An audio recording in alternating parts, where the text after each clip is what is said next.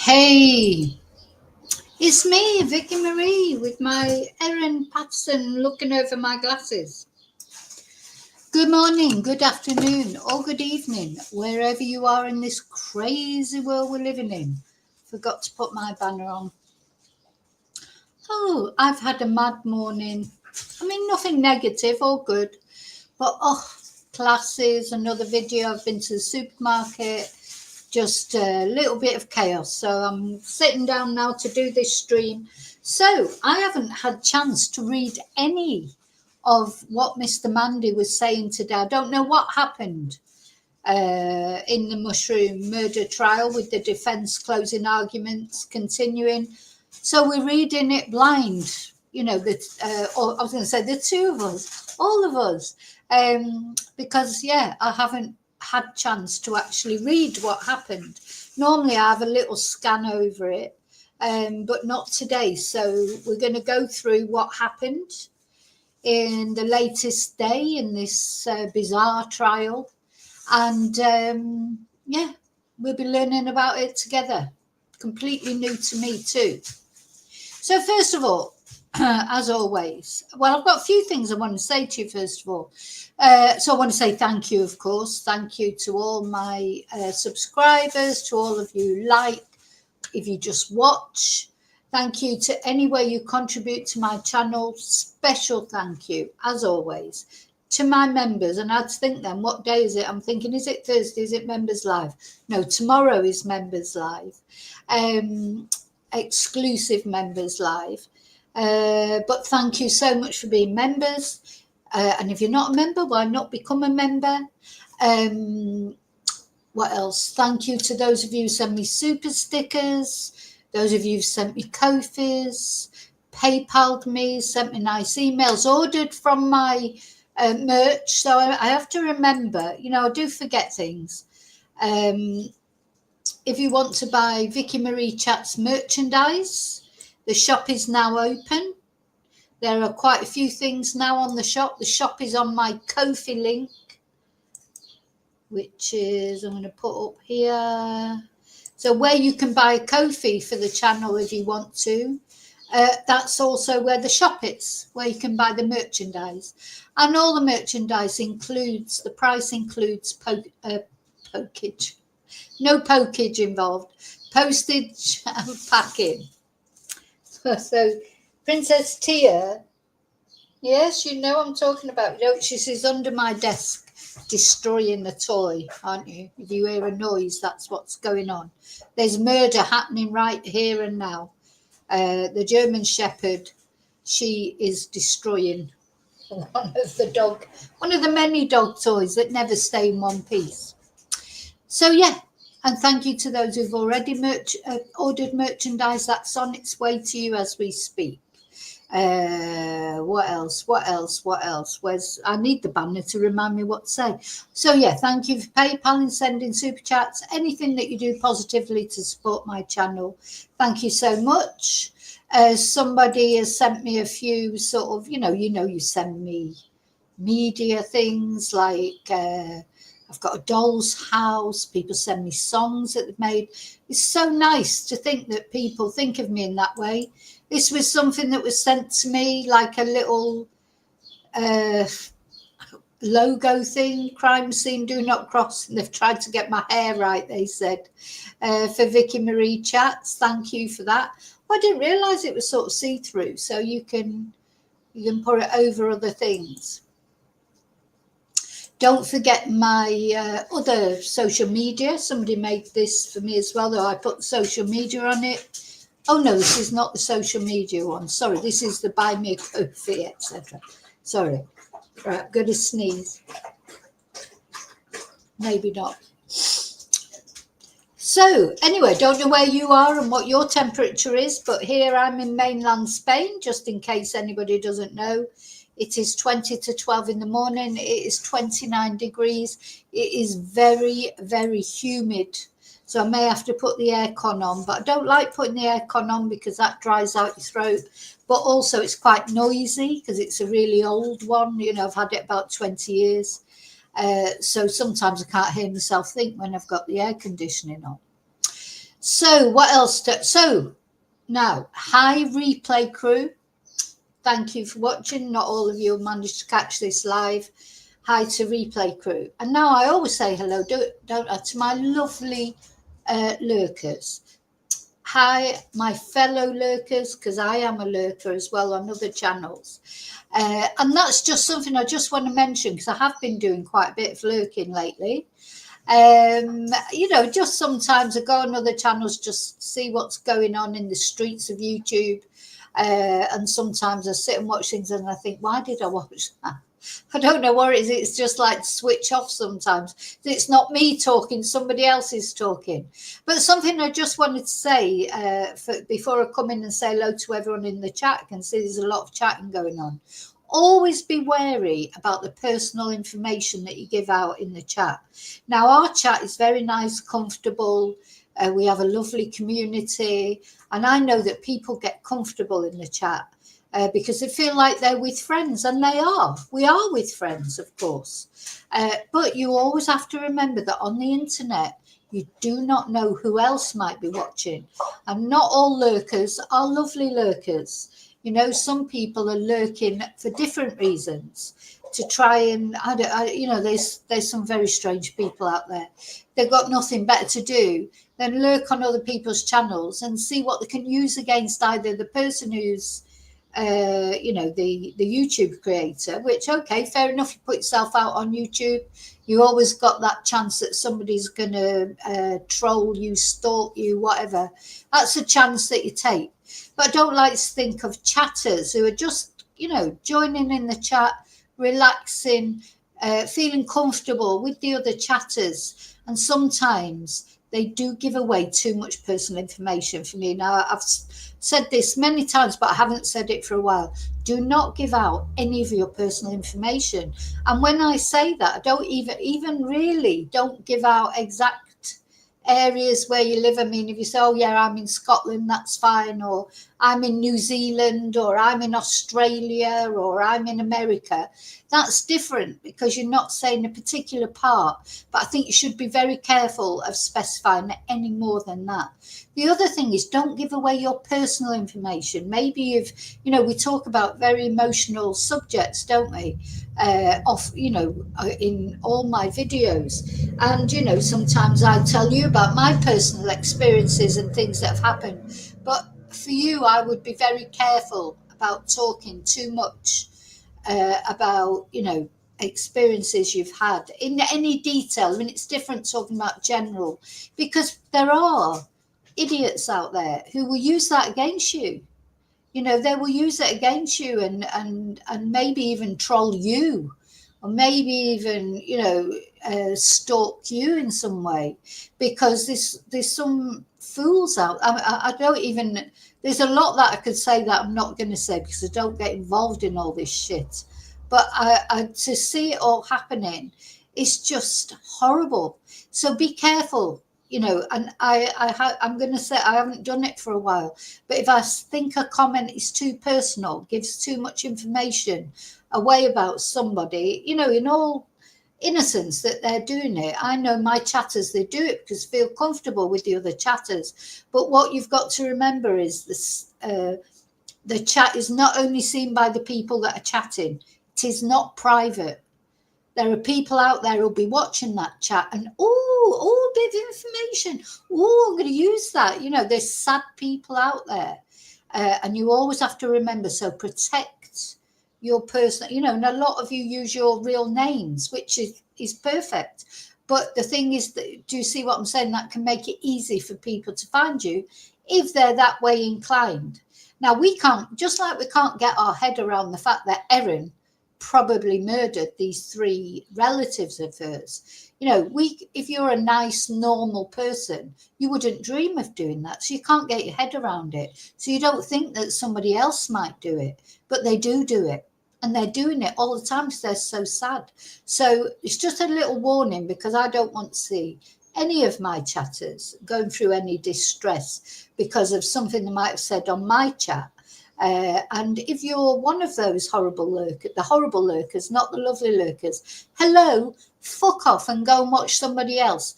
You know, you're not wanted on this channel. If you can't be a normal person and join in like a nice person, you don't really care about the victims. You're just trying to harvest what information you can, or what horrible things you can pick up about me or about any of my chatters.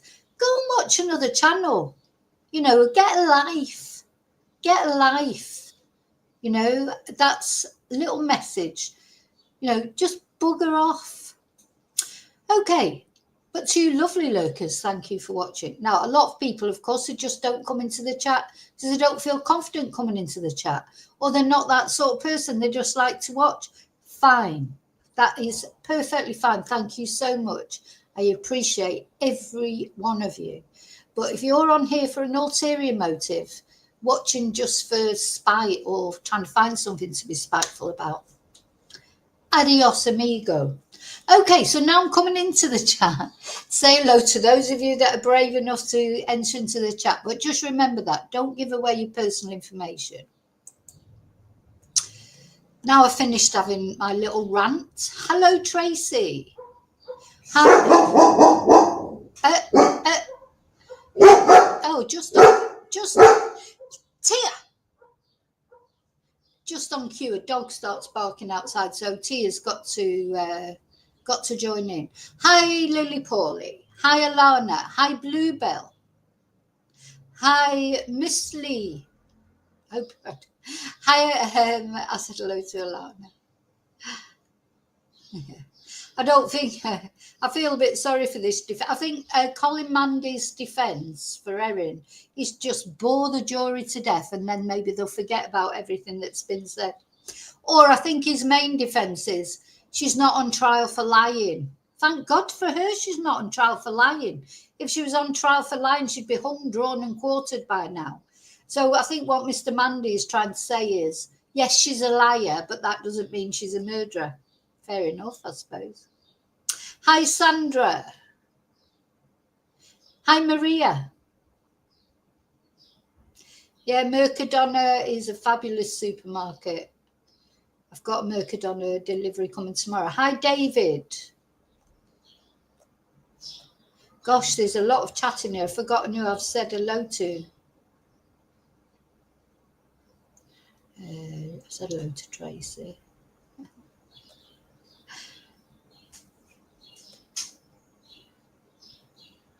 Hi, Yvonne.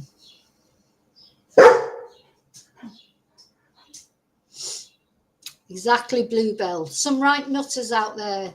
Some very strange bit, unfortunately. You know, at the end of the day, the intercom, I was going to say, the internet is like a microcosm of society in general, isn't it? There's nice people, there's not so nice people, there's absolute weirdos, nutters, all those kind of things. There's a bit of everything out there. So we've got to be careful. Hi, Daniel. Hi, Angel. I think I said hello to Angel, but I'll say it again just in case. Better to say hello twice than forget someone, I think.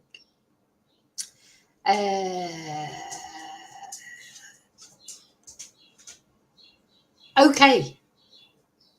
Can see you're all. Hi, KD. Exactly. The internet is as good as it's bad, isn't it? There's good and bad in everything, isn't there? And we've got the good on this channel, and we're going to keep it that way. I mean, obviously, if anyone comes out and says horrible things, I can always get rid of them. But sometimes these people that don't say horrible things on here, they just save it up for other things.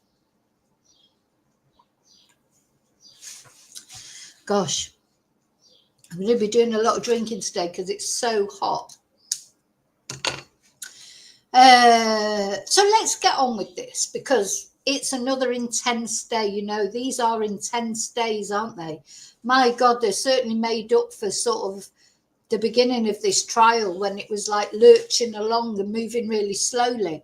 Now it's intense, coming up to the end now. We've had the prosecution closing argument. Oh, well, we had Erin. It's all started with Erin, didn't it? When Erin took the stand, that's when it all started to get really sort of full on. And she was on the stand for 3 days, I think, solid. Then it's closing arguments, the prosecution, that was 2 days, wasn't it? 2.5 days. And now we're on the defence. I do need a bit. Hi, Jane. I do need a bigger glass. I think, do you know what I need? I could do with one of them big things, like with a straw or whatever, like from the sort from McDonald's. Because, yeah, this doesn't last 5 minutes. Okay, let's see. How's it all going? So, as I say, I've not looked at all today so far. So I'm literally reading this. This is all new to me, as it's new to you. Oh, I'll tell you something else that I have got, though, as well. Hang on.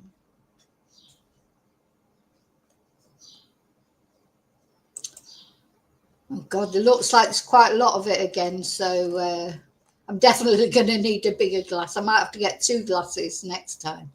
Let me just show you. I put together the video of the Pinocchio and the alarm.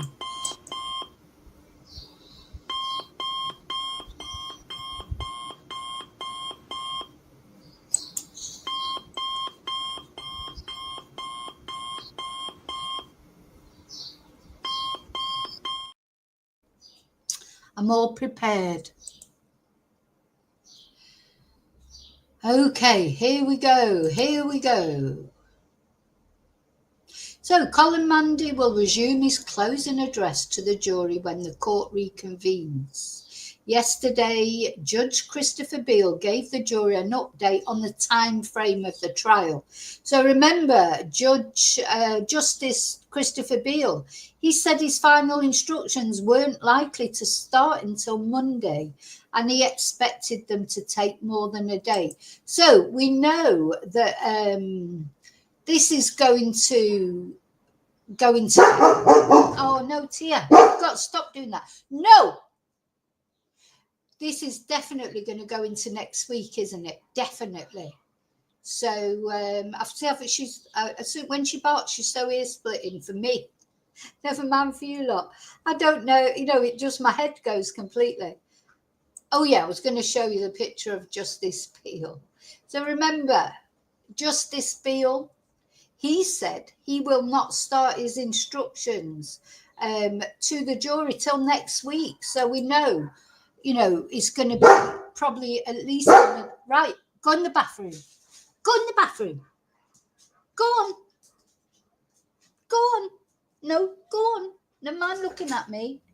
It's going to be at least till next week, isn't it, before this case is finished? So he said he's going to start his instructions to the jury on Monday. So it sounds like, well, the jury then won't be deliberating until at least Tuesday and possibly Wednesday. So we've still got time. We've still got a way to go, haven't we, on this? We've still got a little while to go, unfortunately. And God knows how the victim, the only surviving victim feels, Ian, because he's got another week to wait to see wonder what he thinks about it all. I wonder if he thinks that Erin did it on purpose, or he's a very religious man, so he'd probably forgive her anyway, because that's in his character.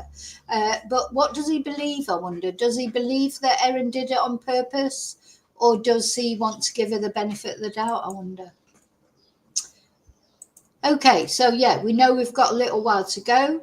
Here's Colin, and this, I think she's called Sophie Stafford. We saw a lot of her at the beginning. His assistant, he seemed to hardly be there in the courtroom, didn't he? But these last, since Erin got in the stand, he's been there, hasn't he, all day. So he's delivering his closing address. And he begins the court proceedings by taking the jury to a concept, hindsight reasoning. He says that although seductive, it is dangerous to use hindsight reasoning to judge his client's actions. And this is real desperation stakes, I think. He says that this is what the prosecution were attempting to engage the jury in with its closing arguments. With hindsight reasoning, what hindsight reasoning does, in a way, is to shift the burden of proof onto the defence, Mr Mandy says. When a prosecutor is asking you, what would you have done in that situation? They are asking you to convict Miss Patterson based on deviation from some assumed norm. What? So Mr Mandy says knowing that deaths occurred following the lunch means that Miss Patterson's actions, this is really scraping the bottom of the barrel, I think, that could otherwise be readily explained can appear sinister. Well, sorry, Colin, they are sinister. Erin is probably one of the most sinister defendants. This is one of the most sinister cases I've ever covered. Hindsight reasoning is an invitation to apply a moral judgment to what someone has done. Sorry, I just can't help finding this amusing, because I think what we have to remember as well about Erin is she was a member of a true crime group, probably a similar group to our group. And do you think she didn't judge anyone? She was following a case, wasn't she? Super sleuth. Do you think she didn't judge anyone? Apply moral judgments to people? I'd love to see her contributions to that group. What sort of things did she say? It doesn't matter what you may have done in a similar situation. She is not on trial for being a liar. Well, all I would say is very lucky for Erin that she's not on trial for being a liar, because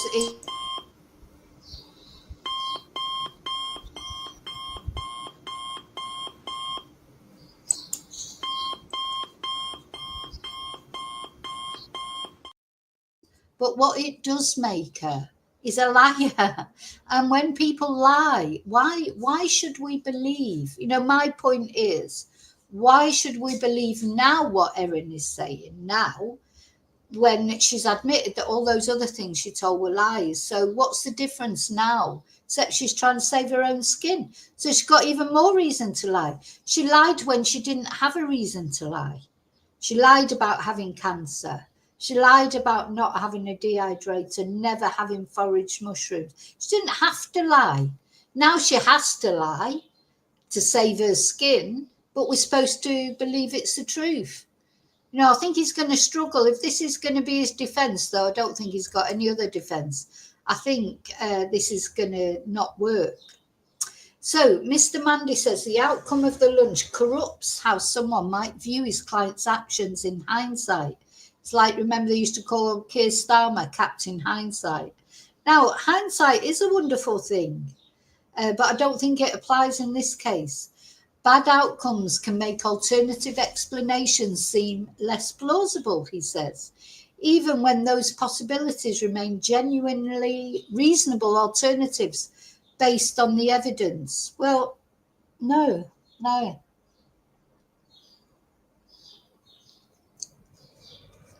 Because actually, based on the evidence, we cannot understand why Erin told lies, like lying about having cancer, lying about having a gastric bypass, lying about liposuction, even though we know, these, we don't understand it, lying about having a dehydrator, because to us, if our relatives would have been gravely ill because of something we served up to them, we would be doing we wouldn't think, oh God, they're going to think I've killed them. That wouldn't even occur to you, would it, if you hadn't killed them?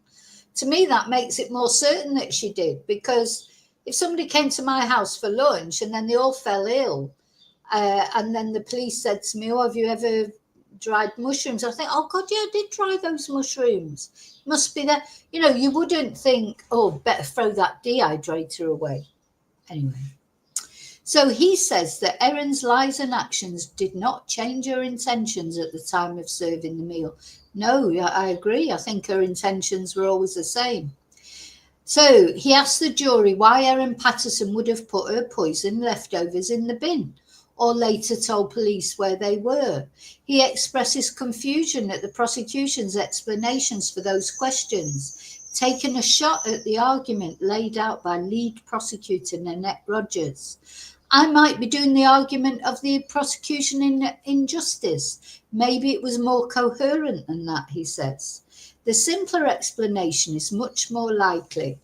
She fed the children the meat with the mushrooms scraped off, and she threw out the rest. Yeah, it doesn't make sense. Sorry, Colin, you're not convincing me so far. So Mr. Mandy takes the jury back to the comments made by Tanya Patterson, Erin Patterson's sister-in-law.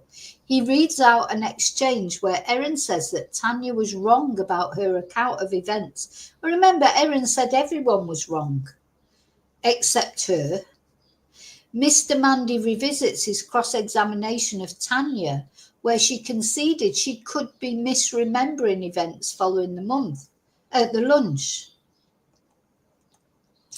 Colin Mandy launches into a full timeline of the lead up to the lunch as the defence sees it.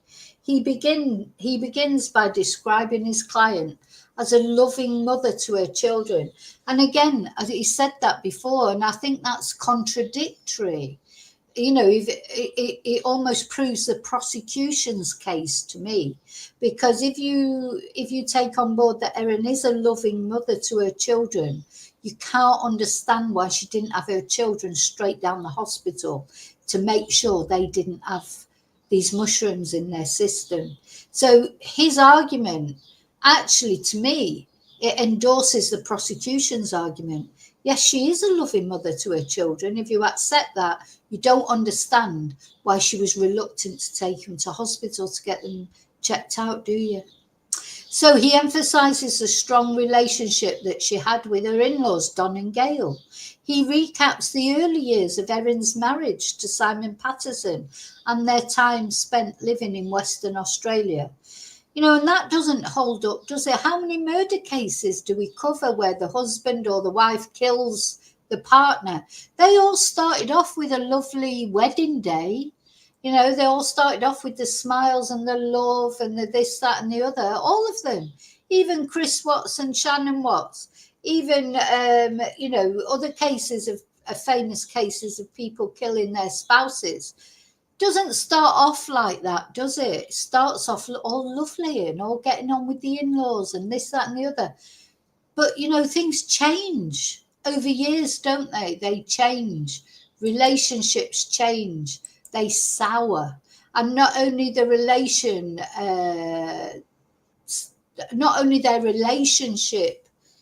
between each other changes, and as a result of that, often the relationship with the in-laws changes, because most in-laws, you know, side with their child, don't they? You know, there's not many in-laws that would side, you know, like she was getting angry with Simon's parents, but that's pretty typical, isn't it?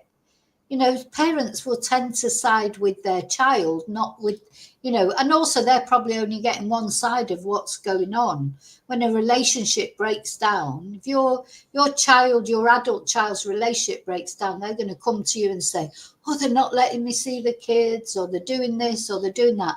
And you're going to be on your child's side. That is just human nature. That's not sinister or strange or anything like that. That is just human nature. So I think, you know, in my opinion, that's what happened with Erin. You know, she didn't like it when the in-laws weren't defending her, but aren't they naturally going to defend their own child? Do you know what I mean? So anyway, I was waffling a bit there. Okay. So he goes back to Simon's cross-examination. Let's have a little look at Simon, in case we've forgotten what he looks like, because this case has gone on so long. I'm sure we haven't forgotten what he looks like, but I just like to remind people of the people that are involved. You know, these are real people that are involved in this. And just before I carry on, because I didn't say at the beginning, remember who it's about. It's about the victims. It's about Don, Gail, Heather. They are dead. They were invited to a lunch that they were excited about going to.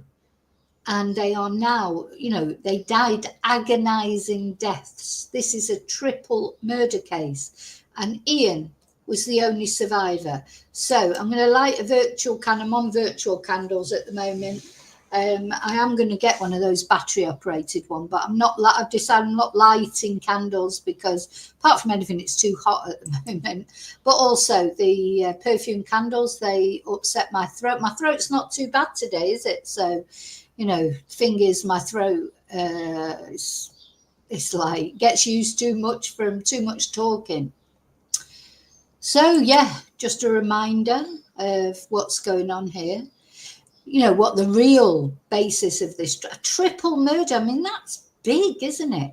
How many triple murder trials? The last triple murder trial we looked at was that twonk in Bushy in London, the crossbow, the guy who killed his ex-girlfriend with the crossbow and her mum and her sister.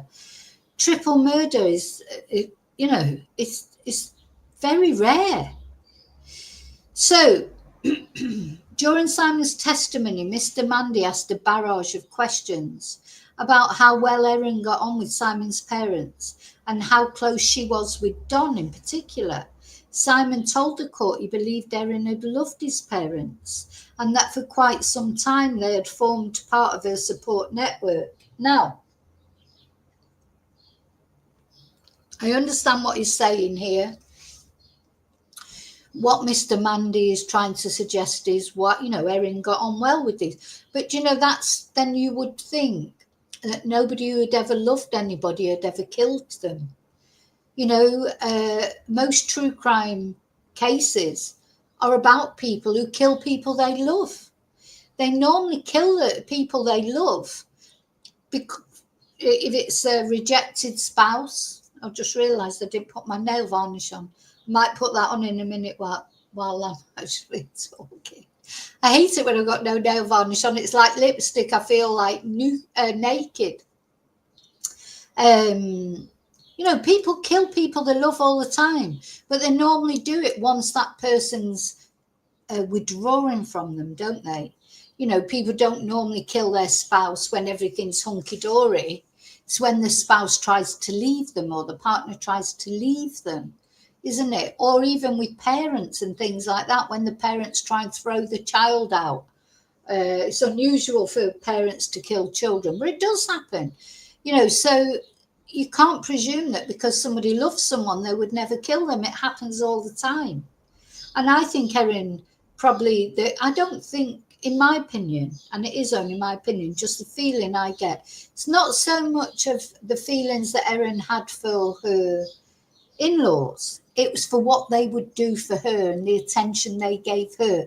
And once she felt that, you know, withdrawing or distancing, that's when she got spiteful about them, I think. And as I say, maybe she didn't mean to kill them. Maybe she just meant to really make them ill. To me, I could just imagine her thinking, I'll show you. You know, not necessarily I'll kill you, but she intended harm to those people. So yeah, for quite some time they formed part of her support network, but not anymore. That's it. That's the crux of it. So Erin and Simon continued to have an amicable relationship even after their separation, Mr. Mandy says. No lawyers involved in the formal separation process. They split everything down the middle. Pretty remarkable, he says. It says a lot about the relationship. Now, my regular chatters, who does that remind you of? Do you remember when Anna Knezovich went missing and her attorney, the attorney of her ex-husband or her estranged husband, Davido Knezovich, who is now of course, taking matters into his own hand and removed himself from this earth. But right in the early days when Anna Knežević disappeared in Madrid, Davido's lawyer was all over the internet saying, oh no, they're having an amicable divorce, there's no problem, they've not even got solicitors, they're going to split up all their assets. No problem. My client has got no reason to kill Anna or do anything to Anna. Andy's all the way in Serbia and Anna was in Madrid. Of course, it turned out it was him.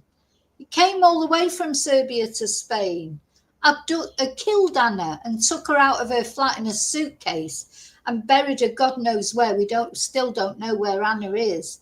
And then he hid away for a long time. Then finally went back to Florida. He was arrested. He was imprisoned and charged with kidnap and then eventually murder. And then he deleted himself without letting anybody know where this poor girl's remains are buried. So this doesn't stand up either. Just because someone says they have an amicable relationship doesn't mean they actually do. And also, there were messages, like aggressive messages as well. And also there's what Erin told her Facebook friend. She complained about her in-laws. She complained about Simon. She was trying to get everyone on her side.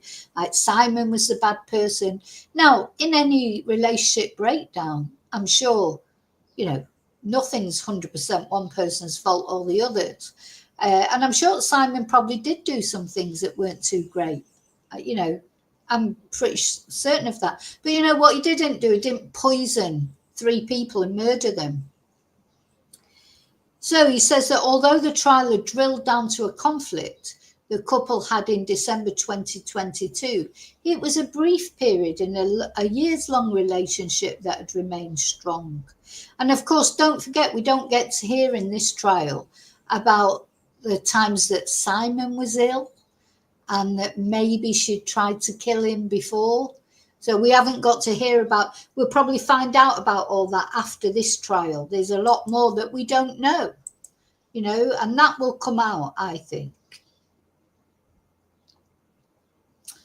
So just making sure you're all okay. Yeah, no, phone A has, just disappeared, hasn't it? Disappeared. Phone A, anyway, that is, of course, one of the things against it. So the defence addresses the SD card found in Erin Patterson's home, which had photos of wild mushrooms on it. Mr. Mandy says it's a popular activity, referencing the testimony of mycologist Tom May, remember Funky Tom, who said foraging grew in popularity during COVID-19. So let's have a look at Tom. We like to have a look at him at least once a day, or I do anyway. Now, Funky Tom, or Fungi Tom, he gave a lot of evidence, didn't he, about mushrooms, probably more than we wanted to know. But he said, and he was one of the people that found the death cap mushrooms and posted on the iNaturalist website, that they were in a certain area. And hey, you know what happened the next minute? Erin was down there, according to her phone. And then the very same day, she bought a dehydrator. So this is the type of dehydrator that Erin bought and dumped subsequently. So, yeah, and he says that Miss Patterson became interested. Now, part of the prosecution's case was that Erin had never mentioned foraging or mushrooming or whatever they call it to her Facebook friends, who she'd talked to about virtually everything else. She'd told them about her in-laws, she told them about Simon, she told them about the dehydrator, she told them that she was powdering mushrooms and putting them in everything, but she has never mentioned foraging for mushrooms to anybody. And now suddenly she's a keen forager. So he said, that's Erin's evidence. It's not made up. It's not fabricated. It's the evidence. Well, the thing is, it's not evidence, and Nanette Rogers pointed that out, because the only evidence we have that Erin was interested in foraging comes from Erin. Nobody else has confirmed it. Mr. Mandy did not bring anybody else forward who said, oh yeah, Erin told me she was really into foraging.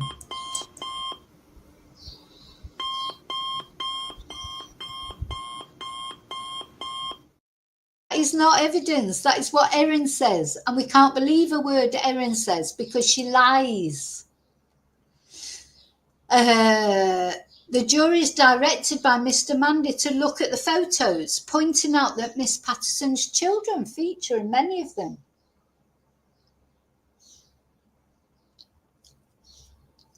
This is evidence and confirmation that Erin had an interest in mushrooms at exactly the same time that Dr. Tom May says that it was becoming popular.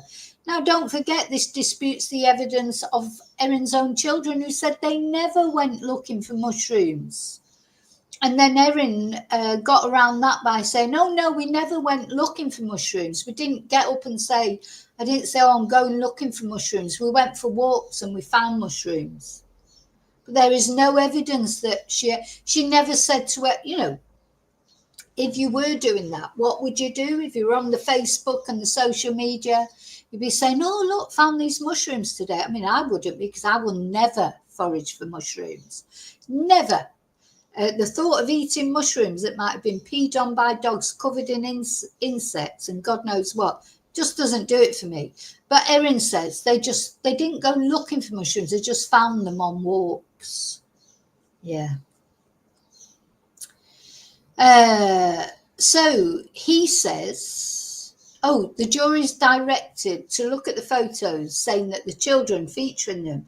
This is evidence and confirmation that Erin Patterson had an interest in mushrooms at exactly the same time that Dr. Tom May says foraging was becoming popular. It's just a lie, that, I'm sorry.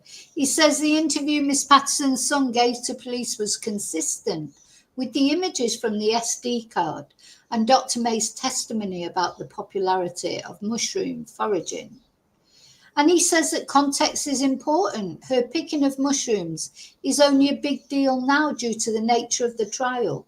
He implies that her picking mushrooms on a walk would have been simply incidental and suggests she would have done it a handful of times over the course of the years. He refers to the evidence that she loved mushrooms, referencing testimony from her online friends. Oh my God. Erin loved mushrooms, not only the wild ones, also eating them. She told people that she believed they were full of nutrition and flavour, and she used them in cooking. But he says, despite her love for fungi, oh God, it's so bizarre, this case. His client was not a routine forager. She was not suggesting to you that she was out there in the forest every day, scrambling around looking for mushrooms, he says. Yeah, only twice she was out there looking for mushrooms. And that was twice when she saw on the iNaturalist site that the death cat mushrooms had been seen in Outrim and Loch. So the defence turns to the topic of death cat mushrooms, which Mr. Mandy refers to as the deadliest mushroom on earth. And you know, it is. I mean, it is. We heard a lot of evidence about that. And it's ironic, isn't it? Because if we just have a little look again at these mushrooms, they look so innocuous, don't they? I mean, you could see that anyone who was into foraging or mushrooming would pick those or see them and think, oh, they look nice. They don't look like, you know, they haven't got red warning spots like on these mushrooms. You know, you wouldn't look at them and think, oh, they look poisonous, even though they're very pretty, those mushrooms. They are real mushrooms. They're very pretty, those, but they look like you shouldn't eat them, don't they? Look more like toadstools, to be honest. But I don't know what the difference is between a mushroom and a toadstool. I expect Funky Tom knows. But yeah, these look very much like you know, oyster mushrooms or some sort of ordinary mushrooms you might buy. So you can see how people might make a mistake if they didn't know. But the thing is, Erin did know, because she'd searched death cap mushrooms. She knew about them. So it's hard to believe that she didn't know and she picked them by accident. So he says, right, I've got to put my aircon on because I'm getting a headache now, I'm so hot. Mr. Mandy says there is no argument from the defence that it was Miss Patterson on the computer. So loud. It needs replacing. There is little doubt that it was Erin Patterson looking up that question on the Cooler Master computer, he says. This is despite Miss Patterson's testimony earlier in the trial, when she told prosecutors she did not know. Now remember that Erin's answer to everything that she can't explain is she doesn't know or she doesn't remember. Now even her own defence lawyer is questioning what she said, because he's saying there is no doubt it was Erin. But Erin said she didn't know and she just said it was possible. So yeah, I think I've got to put the light. So even her own defence, it's just ridiculous, isn't it? Even her own defence knows that she was lying about that. That was...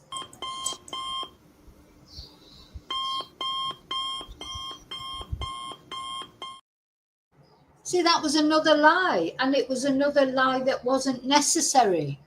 Because why wouldn't you just say, yeah, that was me. I was looking to make sure there weren't any death cap mushrooms. Or I was making sure, I was seeing if there was to avoid the death cap mushrooms. No, these are logical things that people might say that make sense. But to say, oh, no, I don't remember, oh, it's possible.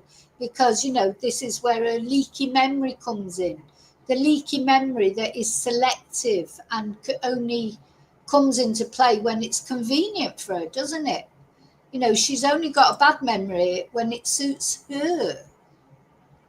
So, I don't know. Right, sorry, I'm just... Hi, Annie.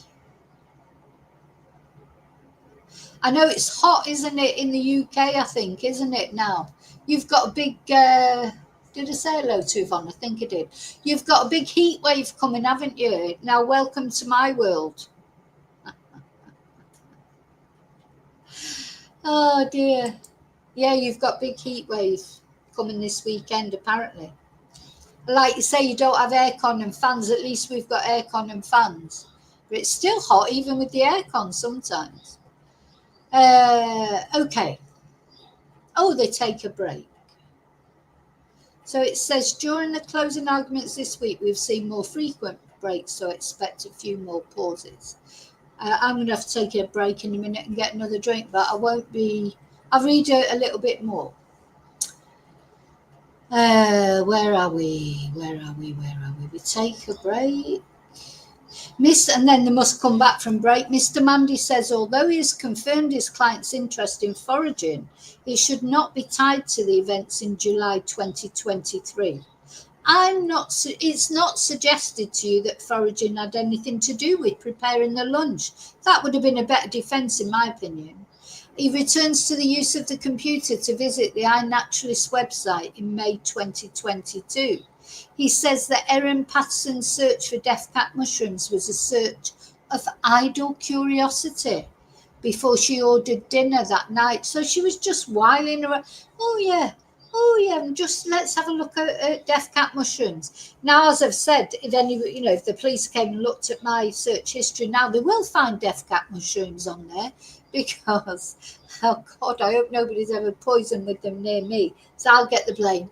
But yeah, obviously I've researched death cap mushrooms in Spain to see if you can get them here in Spain because of this case. But, why was Erin looking at it?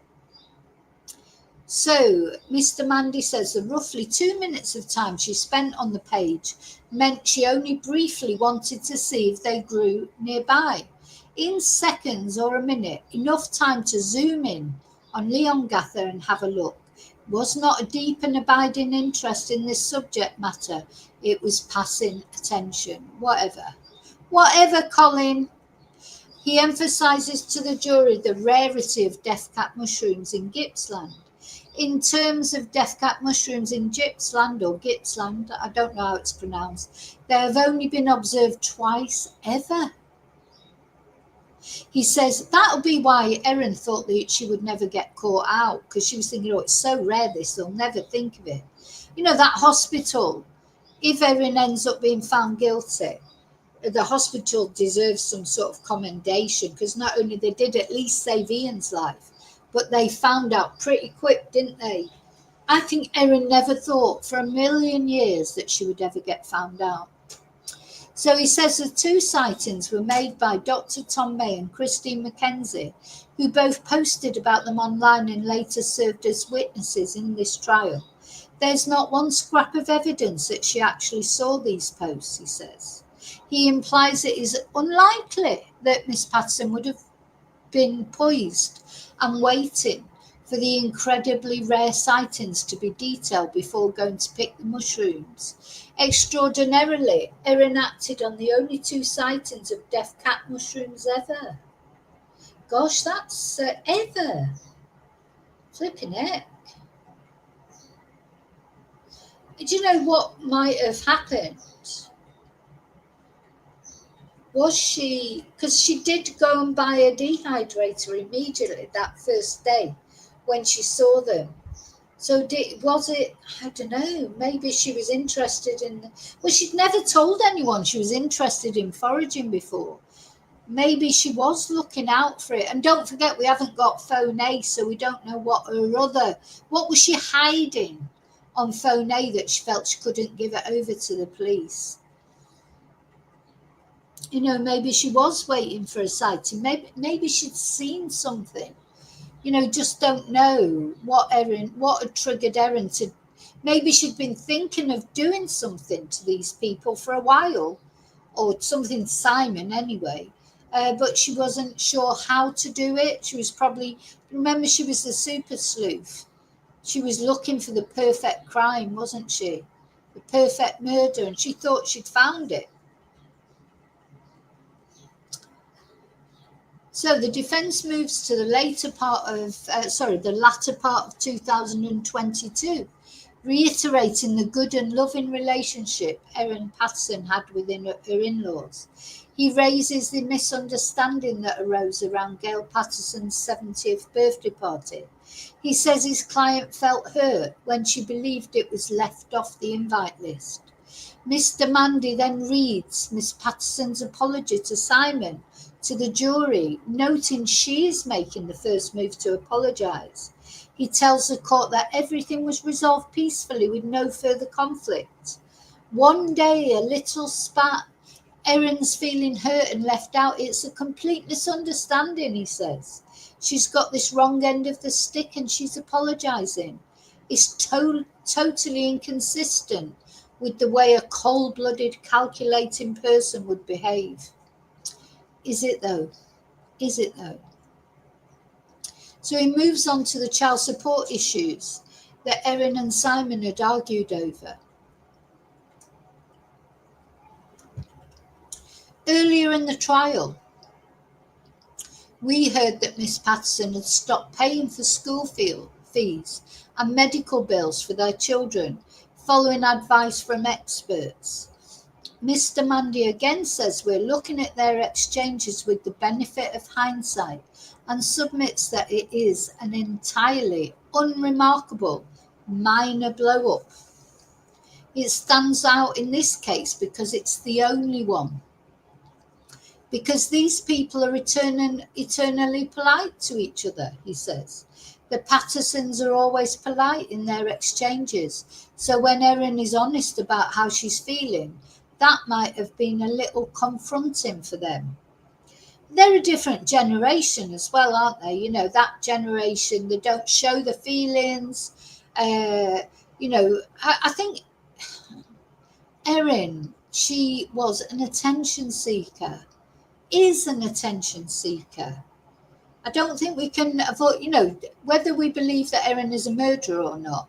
I think one thing we have learnt about Erin is she is an attention seeker. She's a liar. You know, she said that she was worried about hospitals, nervous of hospitals. But it turns out she's a hypochondriac who's down the doctors, you know, every 2 minutes with a headache, you know. So I think for someone, for like the people, Gail and Don and Ian and Heather, that probably would have been a bit like, oh, you know, too much. They're probably much more quiet people. So he dismisses the prosecution's argument that the behaviour proves Miss Patterson lived a duplicitous life. She definitely led a duplicitous life. And he says it shows his client was honest and frank with the people she was closest with.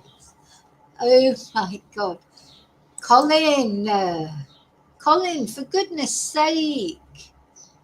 Oh my God.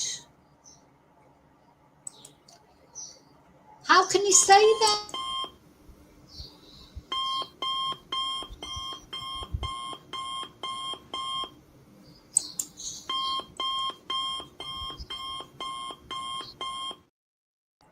Because that is just not true. It's not true. His client was honest and frank with the people she was closest with. She told them she had cancer. She said she was going for a biopsy and she wasn't. She said she was going for an MRI and she wasn't. She was not honest and frank with the people she was closest with. Mr. Mandy, you're a little liar. I mean, do these councils have to take an oath? They should have to. When she's upset about something, she raises it with the people that she's upset with. Yeah, when she was upset about having imaginary cancer, she talks to them about it. It's not secret. Lies. So he says that the prosecution has no other evidence to support their claim that she led a double life. Yes, she does, because the Facebook, and secretly mocked her estranged husband and his parents. There is just no evidence anywhere apart from these messages. Well, where else do you expect the evidence to be? If it's a double life, a secret life, it's not going to be any other apart from the messages to your Facebook friends. You know, it'd be like if, you know, I would say, oh, I love my son, you know, and this, that, and the other. And then something happens to him, like say I poisoned him with, I can't because there are no death cap mushrooms in Spain. No, it's a joke. It's a joke. But be like, how would somebody? I would have had to say to, if I did something to my son, but I claim we had this fantastic relationship, and I would never dream of doing it. And we haven't got a fantastic relationship. Don't get me wrong. You know, it is sometimes. It's like typical, you know, a family relationship. You know what families are like. Sometimes you love it. Well, you always love it. That's not right to say. You always love them, but sometimes they drive you crazy, don't they? I mean, I think anyone who would say that their family never drives them crazy is perhaps telling a little few porcupines. But what I'm trying to say is, you know, if something happened to my son, nobody would be able to say, oh, well, she hated her son because she sent this message, or, you know, they just wouldn't ever say it. You think it sometimes inside, you're like, I'm trying to, something happened today and I thought, you know, like I'll get up and I don't know, there's washing up there and I've gone to bed and there's no washing up, but someone's decided to cook some pasta at 4:00 in the morning or whatever. I used to do that to my parents. I'm sure my parents got up in the morning and thought, oh my God, you know, she's been cooking when she's got in, because, you know, you tell when you're young, like you get in from a night out, you're starving, aren't you? You know, and you end up cooking something if you haven't been for an Indian on the way home or a kebab or whatever. You're always hungry at the end of the night, aren't you? So what I'm trying to say is, but you wouldn't, like my parents, well, there wasn't social media then, I suppose, but yeah, I'm not going to message someone and say, oh, well, I don't know, maybe would you? You know, you're not going to, are you? You feel those that you're angry in that moment, and then the next minute I'm off to the supermarket and buying him some nice food and treats and things, you know, because at the end of the day, it's my son, and that anger doesn't last long. I'm waffling out. Sorry. I'm just trying to work it out in my head. I don't know why I try and work out how Erin's what Erin's thinking or feeling, but I do. I try and level out in my head because I'm trying to be, trying looking at things from both sides, but failing miserably. So he says a dispute about child support was an aberration in her dealings with the Pattersons, and there's nothing to say otherwise. So the defence turns to Erin Patterson's online friends in the Facebook group chat they engaged in. Colin calls the chat a place to vent, an echo chamber for the women to share details of their lives. And Mr Mandy lists the participants in the group chat, two of whom were heard from earlier in the trial, Danielle Barclay and Jenny Hay. Then he highlights a third witness, Christine Hunt. Christine Hunt was not and never was a part of that group, he says, and he tells the jury he'll have more to say about her testimony later. Well, she's going to get thrown under the bus then. Mr Mandy says Erin Patterson barely spoke to the group chat participants over the phone or in person before turning his attention to messages provided to the jury. The defence suggests the provided messages are incomplete. Only 6 pages provided to you by the prosecution being selective. They do not contain complete communications from Erin, he says. Mr Mandy tells the jury that they too would have their own different ways of presenting themselves, depending on who they are speaking to. Always polite to your grandmother and swearing like a trooper when you're with your mates, he says. Or maybe the other way around if you've got a really cool grandmother and nerdy friends. Oh, shut up, Colin. Right, Colin's getting on my nerves now. He's talking crap. The defence moves to emojis that Erin sent to messages regarding her mother-in-law's praying for her. Her in-laws praying for her. So, yeah, she was contemptuous of their religion. She said they were praying for her and she sent eye-rolling emojis. And Mr Mandy says sometimes a person might send a message or emoji and then regret it 30 seconds after. In the heat of the moment, Erin might have thought that prayer wasn't going to go very far. No, because she was an atheist. Now she says she's a Christian.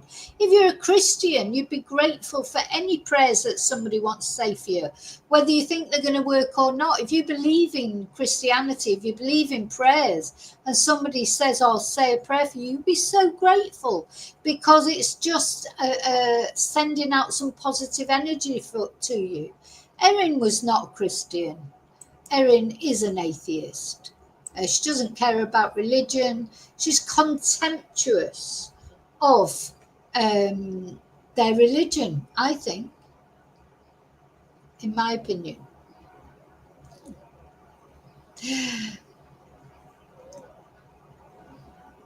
You're a little liar. Yeah. We need some more liar emojis, don't we? And not emojis. Maybe I'll get a Jim Carrey one because he was in that film, wasn't he? Liar. That was a brilliant film. I wish we could get Erin on that. Remember that film with Jim Carrey, Liar, and something happened where he couldn't tell lies. He used to tell a lot of lies, didn't he? Did his son wish that his dad didn't tell lies or something? Anyway, so could you imagine? Because we all do tell little lies, don't we? Little tiny lies, like, if my son says, is there any chocolate in the house? And I go, no. So I've got it hidden away somewhere. Those kind of things. They're the little white lies that we all tell. But could you imagine if you could not tell those lies? It would be. Anyway, it's a good film. If you haven't seen it, Jim Carrey, Liar. Okay. So during her testimony, Miss Patterson contested the prosecution's claim that the emojis used were eye-roll emojis. Oh, yes, she said. She remember? She said, they're not even eye-roll emojis. Oh, God, she just insults people's intelligence. These messages are a distraction from the real evidence in this case. Yes, Well, the real evidence proves that she's a liar. Oh, do you know, sometimes I've wondered, is Colin Mandy actually on the side of the defence, or is he an extra prosecution person? He tells the jury that the focus on the messages is an attempt to undermine the evidence. What evidence? Of Miss Patterson's strong relationship with her in-laws. Oh, we're head out, thank goodness, because I've got to go and get a drink. So I think what I'm going to do while I go for a break, I'm going to put on a little short video that you might find interesting. You know, just something from one of the news outlets. Let's see. I saw one earlier that I thought, oh, I'll be able to put that on as a video.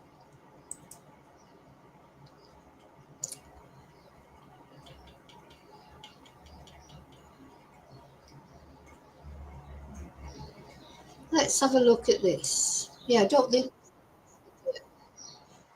Oh, it.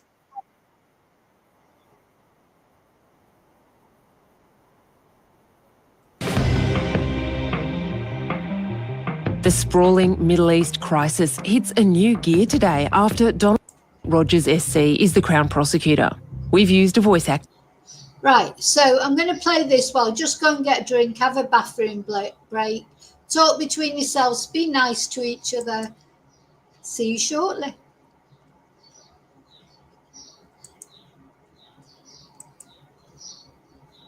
To bring you her words and all the words spoken in court. At the heart of this case are 4 calculated deceptions made by the accused. The first deception was the fabricated cancer claim she used as a pretence for the lunch invitation. The second deception was the lethal doses of poison the accused secreted in the home-cooked beef Wellingtons. The third deception was her attempts to make it seem that she also suffered death cap mushroom poisoning. And fourthly, the fourth deception, the sustained cover-up she embarked upon to conceal the truth. The Crown hasn't come up with a motive for Patterson's alleged crimes, and it doesn't have to. The Crown only has to convince the jury beyond reasonable doubt that her actions were premeditated and intentional. If you've been following the trial, you'll remember the message exchanges Erin Patterson had with her mother-in-law Gail and her husband Simon in the days before the lunch. Hi Gail, I had a needle biopsy taken of the lump and I'm returning for an MRI next week and we'll know more after the results of those 2 things. Hi Erin, how did you get on yesterday with your medical tests? Love, Don and Gail. There's a bit to digest with everything that's come out of it all. I might talk more about it with you both when I see you in person. Love, Erin. The Crown says Patterson was telling bald-faced lies. She didn't think her lunch guests would live to reveal it. Her lie would die with them. But Ian Wilkinson, Erin's uncle by marriage and a pastor at the local Baptist church, lived to tell his tale. Ian Wilkinson told you. After the lunch, Erin announced she had cancer. She said she was very concerned because she believed it was very serious, life-threatening. She was anxious about telling the kids. She was asking our advice about it. Should I tell the kids or not tell the kids about this threat to my life? She spoke about a diagnostic test that showed a spot on the scan that was a tumour. He led a prayer, asking for God's blessing and that she'd have the wisdom in how she told the kids. Rogers said Simon's father, Don, before he died, would reveal to his son what the accused had told them, that she'd had some tests on her elbow which had led to the discovery of ovarian cancer. A positive cancer diagnosis is what Don told Simon. Erin Patterson said in her time in the witness box, she never gave them a definite diagnosis, only that cancer was a possibility. She said she really did have plans for surgery, but it was a gastric bypass that she was too embarrassed to discuss. This was an elaborate lie. Nanette Rogers told the jury Erin Patterson knowingly concealed enough death cap mushrooms in the individual beef Wellingtons to kill each of her lunch guests. She made sure she would not suffer the same fate as her lunch guests by making herself an individual beef Wellington that did not contain any death cap mushrooms. The sinister deception was to use a nourishing meal as the vehicle to deliver the deadly poison. Patterson told a Child Protective Services officer she'd never made beef Wellington before, but used a recipe from Nagi Mahashi's Recipe Tin Eats cookbook because she wanted to do something fancy. Rogers said that recipe called for a single beef Wellington, meat encased in layers of mushroom paste and pastry, to be sliced up, not individual Wellingtons as Patterson made. Why deviate so significantly from an unfamiliar recipe for a special lunch? The prosecution says this was a deliberate choice. It enabled the accused to control what ingredients went into each individual parcel, and it was the only way to be sure that she herself would not accidentally consume any death-cap mushroom.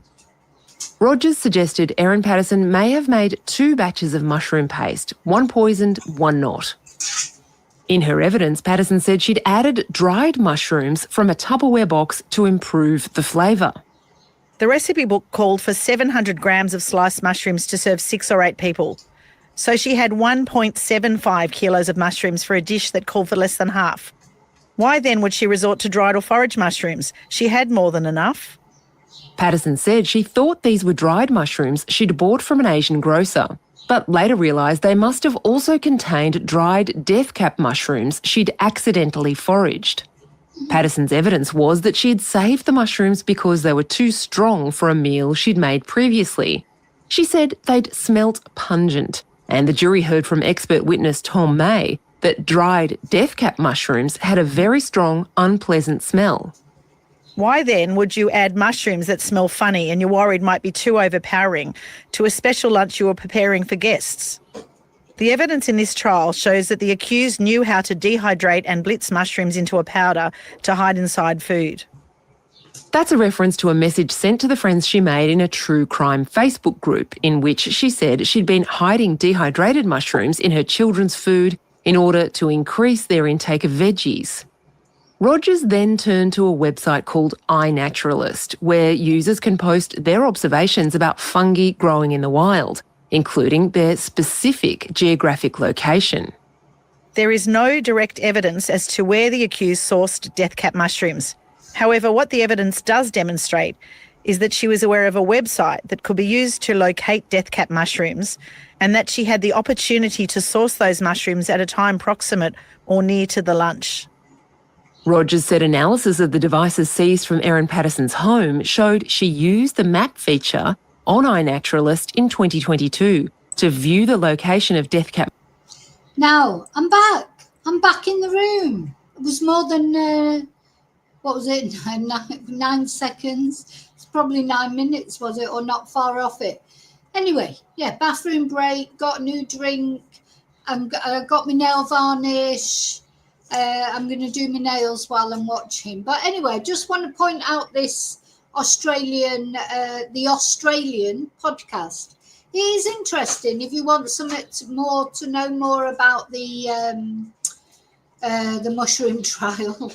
So, it's got to feel like we'll still be talking about this at Christmas. Just to say, go on to this podcast, subscribe to it. So I'm going to turn the aircon off because it's just too noisy. Go on to the podcast, subscribe to it. I think this is the picture of Erin that was immortalised in the mural, wasn't it? In the mural that's popped up in Australia. This is a nicer picture of her. Here, isn't it? Don't know where that picture comes from. But she looks better on that picture, doesn't she? This picture here. She looks better. So I don't know if this is with her hair straightened and she's got, it's a nicer picture. But anyway, if you want to listen to the podcast, it's the Australian Mushroom Murder Podcast. It'll come up. But we're going back now to the... I'm going to put my picture back up. Hang on. Where am I? Because I came off camera. She does look a bit like Olive from On the Buses, but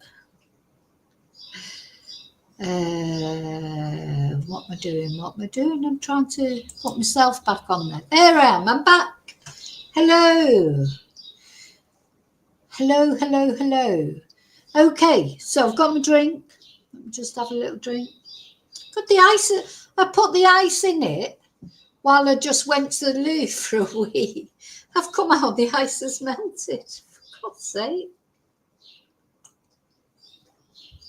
I need to buy some of them great big ice cubes because I'm just using the ones out the freezer at the moment. They're not big enough. So, right, let me get myself organised and then I'm going to paint my nails while I'm talking to you guys. I'm going to put the blue on. A lot of people like the blue. A lot of people have commented on it. It's just from Mercadona, from the local supermarket. It's nothing mega. It's about €3. I never pay a lot for nail varnishes or makeup because I'd rather have a lot of, you know, it doesn't matter. You can pay €20, €30 for a nail varnish, you know, unless it's shellac. It never stays on anyway. It still chips just the same. And shellac ruins your nails, so I'm not doing that. So, sorry, waffling a little bit there. So let's go back to the, let's go back to reading out what happened. I've had a little rest, feel better. Right, we're not going into what happened. So he's back with his closing arguments. Colin Mandy, who's supposedly the solicitor for the defence, but he seems to be doing better for the prosecution. He picks up the chronology at the end of 2022, stating that despite the disagreements between Erin and Simon, there was no venom in their relationship. Yeah, you see, this is not convincing because whether there's venom or not, just don't know what's going on in people's heads. People have killed for less. You know, sometimes I was reading up about it. Motive, it's not necessary to prove motive. Motive helps if you're trying to prosecute somebody, but sometimes there is no motive or no apparent motive, or, you know, no motive that anybody else would understand. Sometimes it's clear cut. It's like, you know, an insurance policy or child custody but you know what, sometimes, sorry, I'm just trimming one of my nails that was too long. Sometimes there is no reason. So it's not a good, what I'm trying to say, it's not a good defence proposition because it doesn't matter. So he again says there's simply no evidence of any acrimony between Erin Patterson and the rest of the Patterson family, and the defence then moves to April and May of 2023. He says his client had a problem with self-image and her weight, and yet Erin tried to make us all feel sorry for her, you know, because that is a terrible thing. You know, I'm someone who's had a problem with my weight all my life, and my problems with my weight, you know, come from traumatic incidences in my childhood. You know, so people, you know, I really do understand that. It's never made me want to poison people, do you know, or, you know, I don't like pity parties. You know, whatever happened to me when I was a child, or in my life in general, you know, various things that have happened. You know, I am me now. I'm not, you know, I take responsibility for my actions. Don't blame it on things, because I'm not the only one who's had any trauma. You know, so like what we all, you know, don't want to be in competition with people for trauma. Oh, well, I had this happen or I had that happen. Everyone's had trauma, everybody. There's nobody in this world, I don't believe, who hasn't had some kind of trauma, either real or imagined, because sometimes, you know, somebody else's trauma, you sort of listen to it and you think, what, you call that trauma? You know, but it's trauma to them. It's trauma to them. So you can't underestimate it. You know, and you can't, you know, you're not in a competition for who had the biggest trauma or who had the most problems. Once you get to be an adult, you are responsible for your actions. Doesn't matter what somebody else did to you years ago. You can't use that as an excuse. You know the difference between right and wrong. So I actually really dislike it when people try and use, oh, I had a bad childhood, or we were poor, or this, that, or the other. I was bullied. Everyone was bullied. You know, it's not being bullied, it's how you deal with it. And I think people deal with things in different ways, don't they? Some people, it makes them stronger. Maybe maybe I'm lucky that that's what happened to me. You know, and you get to a point in life where you think, what, you think you can really hurt me after, you know, what I've been through? Do you think I even care about what you're saying or what you're doing? You know, so that can help. It certainly helps with trolls and things like that on the internet. But Erin, yeah, using this, like that she about her problems with self-image and her weight, to make people feel sorry for her. I don't want anyone to feel sorry for me.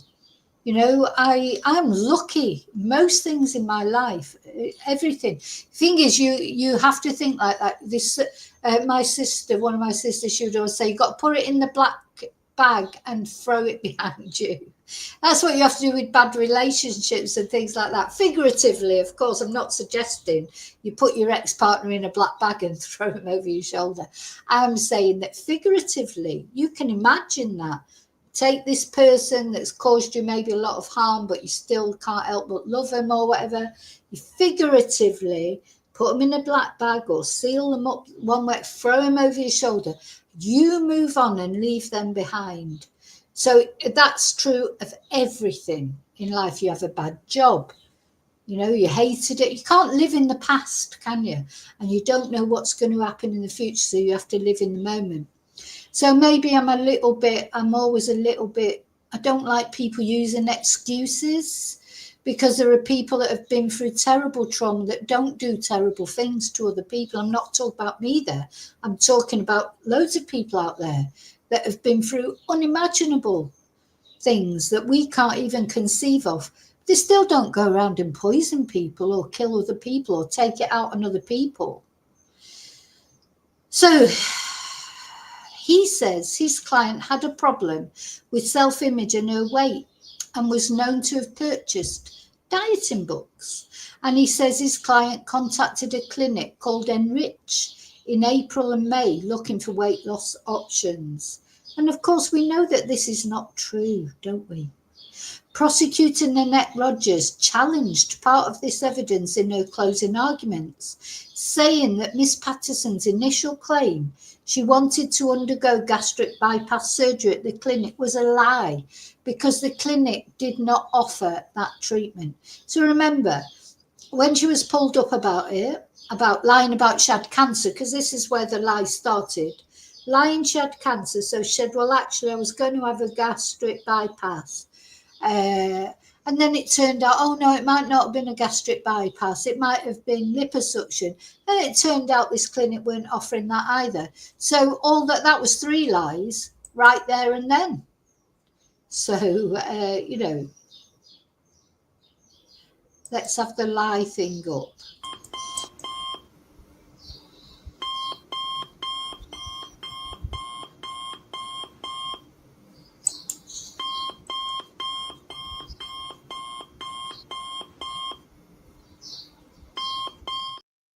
You know, because we like to have a little variance, don't we?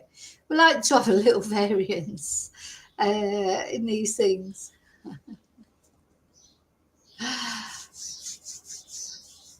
So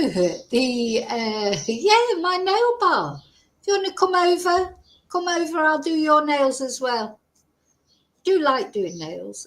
You know, there are 2 things that I would have done in a different life. You never know, I still might do. I would have liked to have been a prosecution lawyer or a beautician.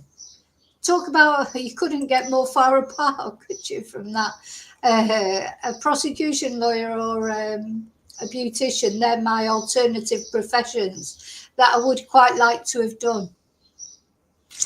Okay, right, sorry, let's go back to this.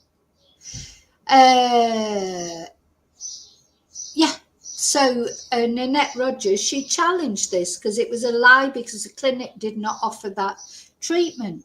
But Mr. Mandy says, and I'll tell you what, these lie things, they go for Mr. Mandy. He's a liar. All she'd done was make an appointment. And she said to Dr. Rogers she was looking into liposuction as well. He says his client was honestly mistaken and had thought the clinic had offered gastric bypass surgery. I mean, do you think he goes home, Colin, and he says to his wife or his other half or whoever he lives with or his friend, oh, I don't know how I can carry on with this case. Oh, God, more lies. You know, do you think he does that? I mean, obviously, he can't admit it there. That's his job to defend this woman. She was honestly mistaken. Again, all these lies, but now she's telling the truth. So he says she spent most of the months, I think I've been bitten by a mosquito now, on my ankle. Do you know what? They always bite you, like really far away where you really have to bend down to it. So Mr. Mandy says Erin Patterson had spent much of the months leading up to April and May of 2023 concerned about her health and whether she had cancer. Erin often thought she had issues with her health that went nowhere, he says. Yeah, she's bloody hypochondriac. Munchausen's. He says it was only natural that his client would fear she might have cancer after discovering a lump on her elbow. Oh, come on.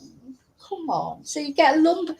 Why would you think if you had a... Now, let's be honest. You get a lump on your elbow, you're not going to think you've got ovarian cancer, are you? That's not going to be the thought that comes into your head. If you've got a lump on your elbow, you might think you have bone cancer. If it was, you know, right on your bone. Why are you going to think you've got ovarian cancer? The symptoms that would make you think you've got ovarian cancers are pains in that area, aren't they? Or swellings or lumps in that area. You know, so it's rubbish. Anyway, Mr. Mandy said, yeah, oh God, I've got a lump on my elbow. I think I've got ovarian cancer. Okay. Mr. Mandy tells the jury the main reason for her holding a lunch on July the 29th was to get closer with the family. Sorry, I'm just thinking about this lump. It's like, what, you get a lump on your toe and you think you got throat cancer? Is that what happens? Oh, yeah, I've got a lump on my head. So I think I've got breast cancer.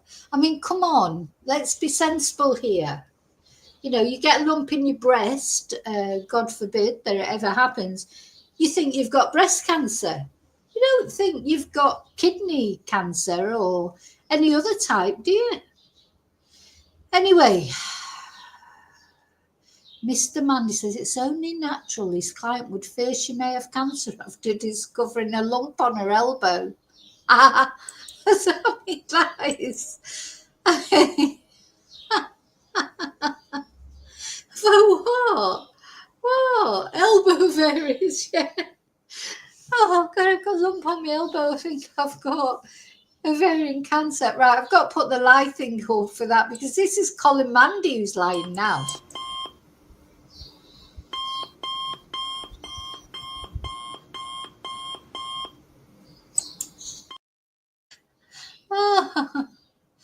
Oh, God, it's like a comedy. It's not even funny because it's serious, but come on.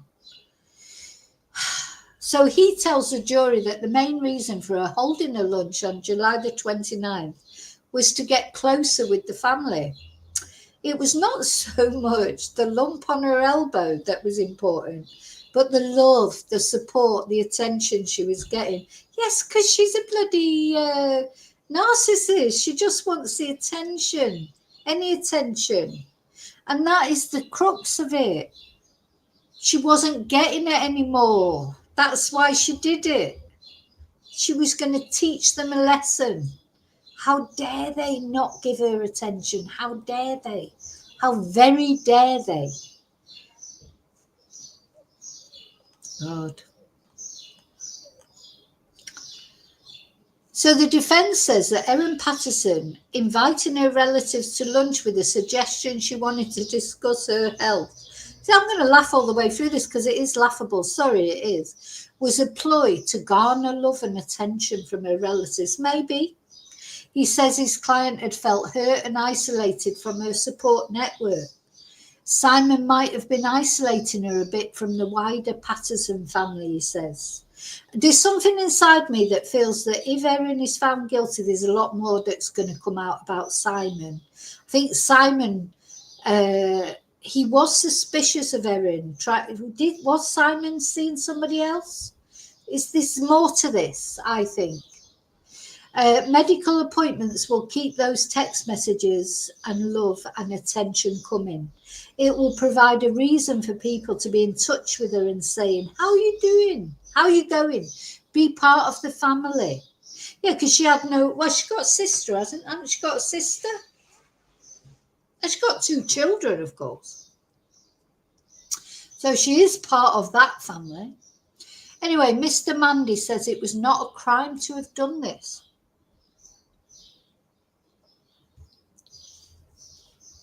And Miss Patterson could not be found guilty of murder based on this. She's not on trial for lying, thank God for her. This is not a court of moral judgment. Well, it sort of is, Colin, really, because she's on trial for murder. And that is a moral abhorrence. You know, he's not very good. Well, I'm not saying Colin's not very good. Maybe he's just got nothing to work with, but he's not doing very well. There is no defence, is there? Oh, he then revisits his examination of Ian Wilkinson and his account of the July 29th lunch. In her own testimony, Erin Patterson conceded she had misled Ian Wilkinson and the other guests about a cancer diagnosis. And Mr. Mandy suggests to the jury there are differences between Mr. Wilkinson's testimony during the trial and the police interview he gave after the lunch. He emphasised, I mean, this is the foulest thing that Erin's done, in my opinion, and that now Colin is doing, is attacking Ian. Now, we saw Ian speaking at his sermon that he made where he got upset. You can see that Ian Wilkinson is an honest person and he's genuinely distressed about the whole thing. And to suggest that he's lying, really is Mr. Mandy really expecting that people will think that Ian is lying deliberately to convict Erin? Is that really what he's saying? You know, that Ian is saying these things because he's got it in for Erin. He emphasises terms such as I think, I believe and suspected in Ian Wilkinson's police interview, and he asked the jury to take into account the frailty of memory. Foul. Mr. Mandy states, however, that Mr. Wilkinson's account is not that much different to Miss Patterson's client's account of the lunch. He says Miss Patterson merely lied to hide her habits of binge eating. Shut up. Oh, I'm angry now. I've got to get an angry video up there. I'm really pissed off now with Colin. Mr. Mandy contests the prosecution's argument that the cancer story was a ruse to get guests to attend the lunch. He says the timing of the cancer diagnosis conversation, which took place after the beef Wellingtons were eaten, no, it did not align with the prosecution case. This conversation happened after the food had been consumed, he says. If this was a ruse, there was no need to have the conversation because the deed, the consumption of the food, had already happened. And Mr. Mandy tells the jury, oh God, I hope this jury's switched on, please God, please God. That's what I'm going to be praying for, that this jury hears it as I'm hearing it, as we're hearing it. It's horrible. Anyway, he tells the jury the only logical conclusion to be drawn was that the cancer lie had nothing to do with the lunch. The cancer lie was the reason to get them there. You idiot, you lie. He's a liar. Let's have a look at him. I want to have a look at him because I hate him now. I mean, I know he's the defence lawyer, but this is why I could never be a defence lawyer. Because to be so nasty, horrible, such a liar, is that what you've got to do to be a successful defence lawyer? You know, horrible. So he then turns his this will be good. He turns his focus to the issue of the Asian grocer, where Erin Patterson says she bought some mushrooms before the lunch. As if. He says records show that Miss Patterson was living in Mount Waverley at the time, and says that Miss Patterson's daughter remembers going with her mother to an Asian grocer. He says that his client's account of purchasing mushrooms from the store are consistent with the items found in the stores. She's not making it up. No, of course she's not making it up. She never makes anything up. What, Erin? Oh, no. She's obviously familiar with the packaging, he says. He argues it's clear that his client bought dried mushrooms at the store. So that's despite the fact that people had to go out and see if these mushrooms were sold anywhere, in stores, any store, because she couldn't remember which one it was. They had to go to all that trouble.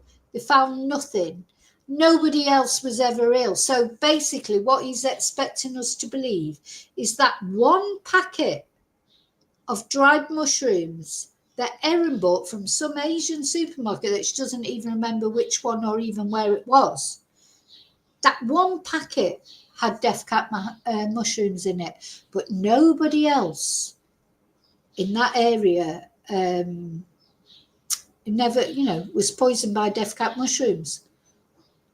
That's what we're supposed to believe. That's what the jury's supposed to believe. There was one packet in that Asian store that never existed.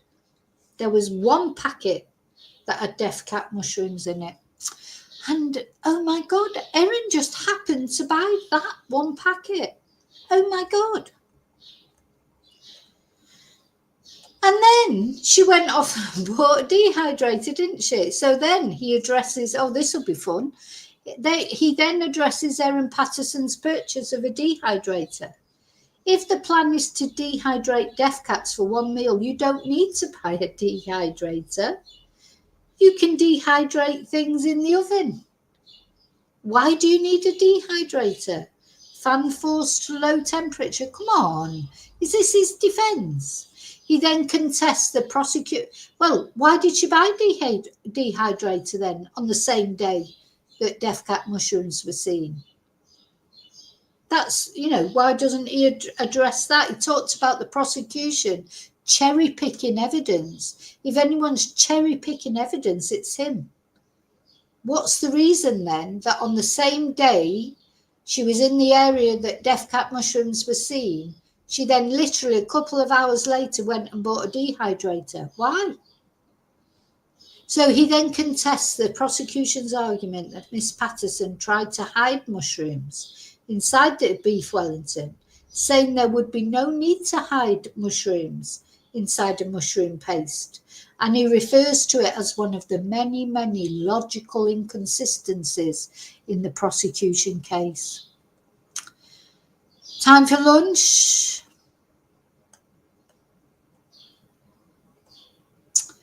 Then he continues. He turns his attention towards death cap mushrooms, saying the prosecution's argument lives in a world of total speculation. I think you've got that the other way around, Colin. He says that the prosecution case is that Erin must have collected enough death cap mushrooms to kill 5 people by April 28th, despite expert evidence saying they're difficult to find and identify. He then takes the jury to cached images extracted from Erin Patterson's mobile phone. And earlier in the trial, the jury was shown images that showed information about different types of cancer, which the prosecution argued Miss Patterson used to research her cancer lie. But Mr Mandy says due to the limitations on the dating of the photos, these images could have been from previous instances where Miss Patterson believed she had cancer. He then says the prosecution has seriously misstated the evidence of telecommunications expert Matthew Sorrell. Oh, God, remember that? All the data evidence we heard. You know, it did go on for quite a long time, but it was interesting. You know, it was interesting. So, you know, it was interesting because, you know, it was, what's the word? Informative. We've learned so much. I do feel like I've learned a lot in this case. I've learned a lot about mushrooms. I've learned a lot about how they collect telephone data, etc. So it's been interesting in that sense. But, you know, I've got to be honest, I'd be glad to see the back of it now, the end of it, which I'm sure everybody will. So he says that the prosecution told the jury that her phone was at one point stationary in Outram, in the northern end of Outram, near a death cap mushroom sighting, attributing the claim to Dr. Sorrell's testimony. He didn't say that, said Mr. Mandy. He only said it was possible and the phone could be in the area. Cojones, Colin, cojones. He accuses the prosecution of being selective with the data, which it was. Everyone's, that is the whole point. He'll be selective with his evidence that he gives. That's the whole point of it. In this trial, we've heard that event-based monitoring data from mobile phone networks showed that her phone connected to towers near where death cap mushrooms grew. And he tells the jury, Mr. Mandy tells the jury, that Miss Patterson's alleged phone, oh, because don't forget we haven't found a real phone anyway, a real phone that's used every day has never been found. And the other, you know, it was factory reset 3 times, once remotely. So he says this could be identified as a regular occurrence due to the small sample size. But, you know, I can't even read that because it's cojones. The limitation of his analysis was the fact that he only had EBM data for a handful of days, 23 days out of 500. Okay, so I understand now what he's trying to say. He's trying to say, well, they should have looked at more days. Maybe she was often in that area. Maybe her phone data often showed that. Okay, fair enough. And he dismisses, he then reiterates the difficulty of identifying death cap mushrooms. And he says it's quite possible that a person might pick death cap mushrooms instead of the other mushrooms they're accustomed to. And he tells the jury that the prosecution's allegation that she wanted to kill her husband is absurd. He says the consequences of such an act would be far too severe for herself and her children. There's no possible prospect that Erin wanted to destroy her whole world, her whole life. No, she didn't want to destroy her whole world, her whole life. She just wanted to destroy Simon and his world and his whole life. Okay, another break. Oh. Let's see, where were we up to?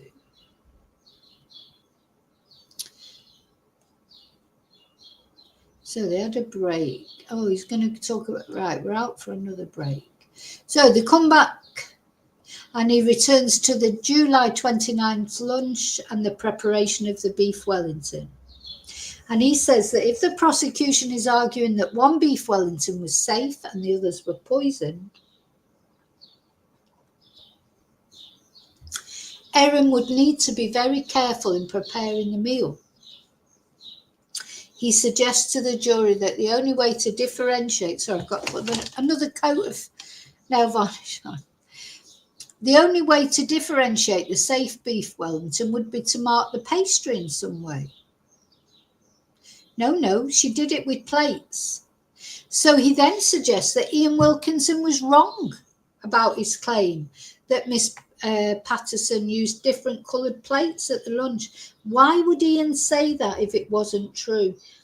And even Erin, and don't forget, it wasn't only Ian that said that, his wife said that as well. And even Erin's children said, Erin's son said that he had loaded up the dishwasher. He said white plates, whereas Ian had said grey plates. And the thing is, no white plates or grey plates were ever found, so where are they? He's wrong, says Colin. Honestly mistaken.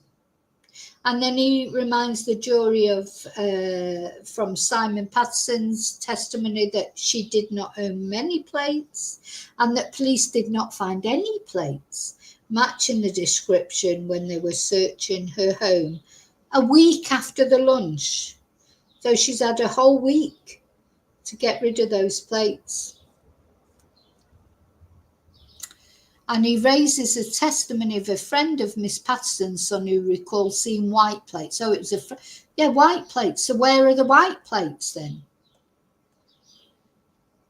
So he now turns to a police interview with Erin Patterson's son, who also claimed, I thought he had, who also claimed that the plates used at the lunch were white. Where are those white?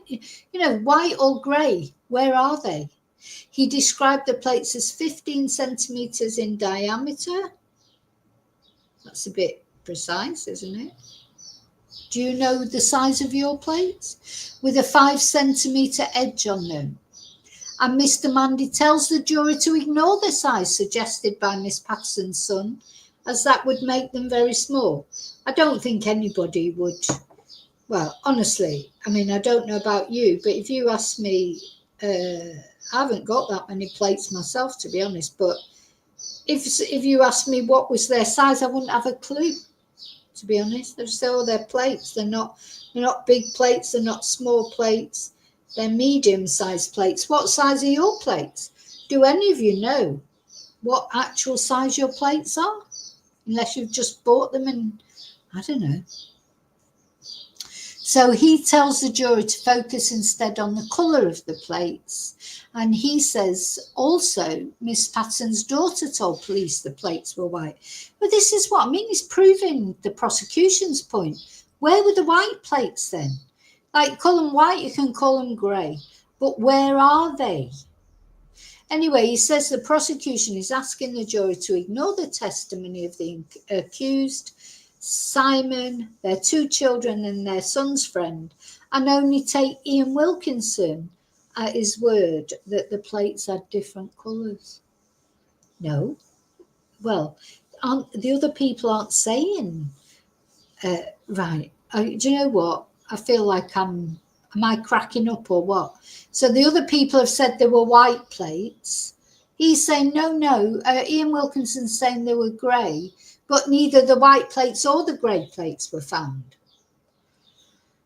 So the defence says that because Ian Wilkinson had never been to Erin Patterson's house before, he would naturally be less familiar with the crockery than the other members of the family.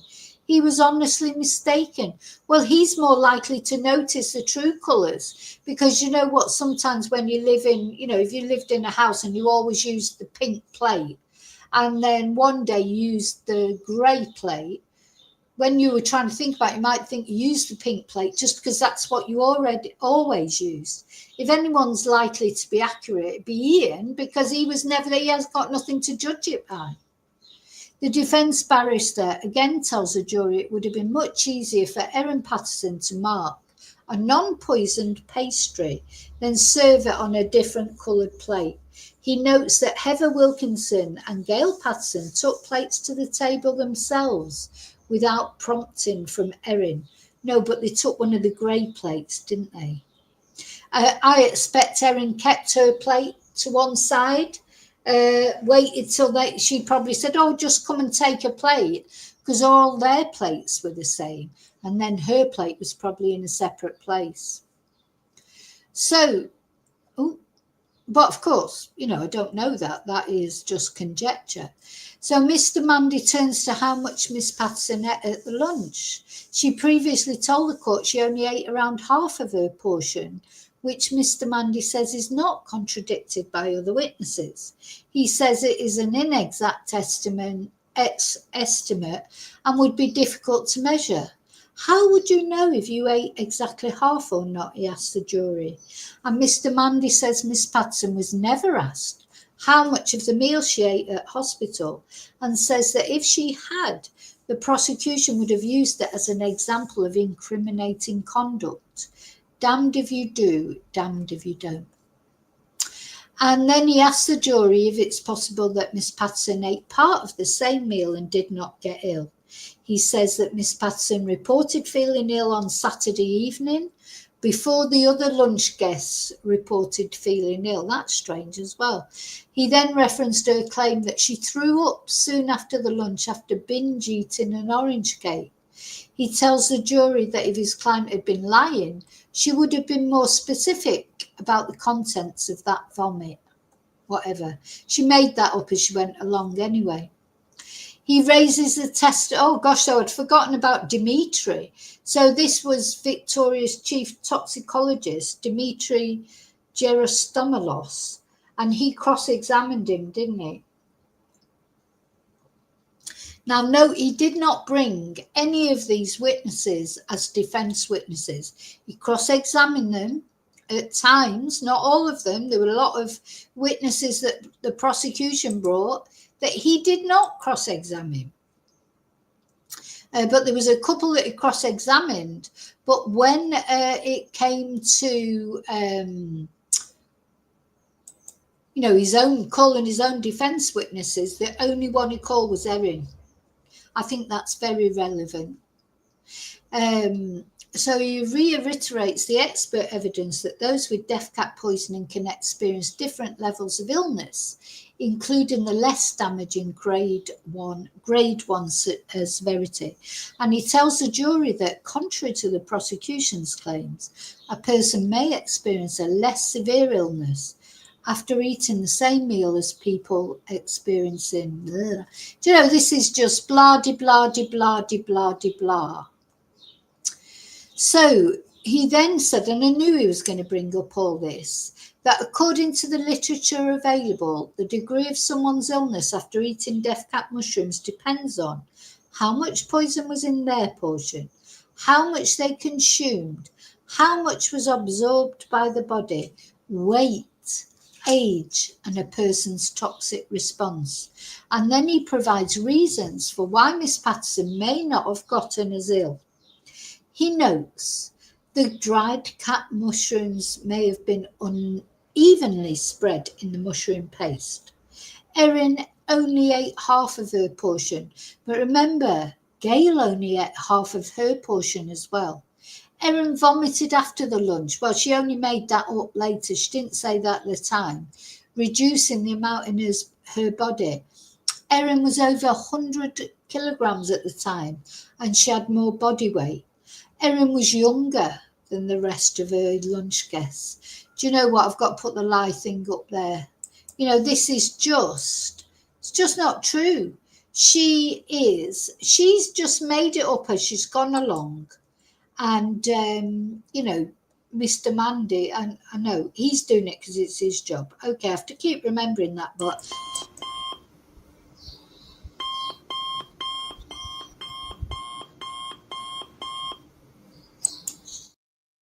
portions of cake.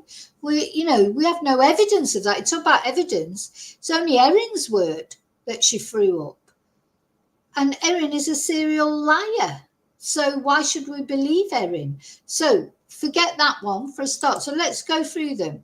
So yeah, the dried death cap mushrooms may have been unevenly spread in the mushroom paste. I don't believe that for a minute, because Erin, it was a special meal. She wanted it all to be special. If bearing in mind, thinking if she didn't poison them, she would have made sure it was all perfect. It was all, I don't know about you, if you've ever made anything where you spread things on the top, you make sure it's spread evenly.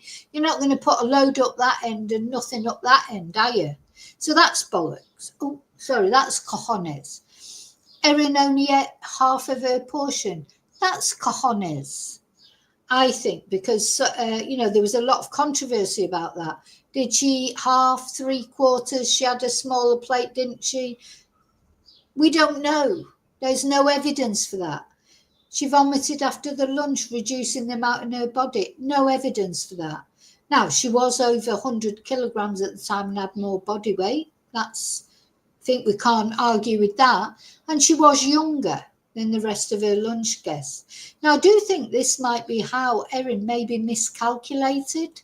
Maybe she did not calculate the fact that her lunch guests that she was giving poison to, they were older, maybe more fresh. I think Erin was shocked. I don't think, the more I'm getting into it, the more I'm thinking maybe she didn't mean to actually kill them. I don't know. But she certainly meant to make them ill. And I think it was out of spite. And maybe she misjudged because she's not as clever as she thinks she is. You know, she was weighing them, wasn't she? There were photos of the death cap mushrooms on her scales.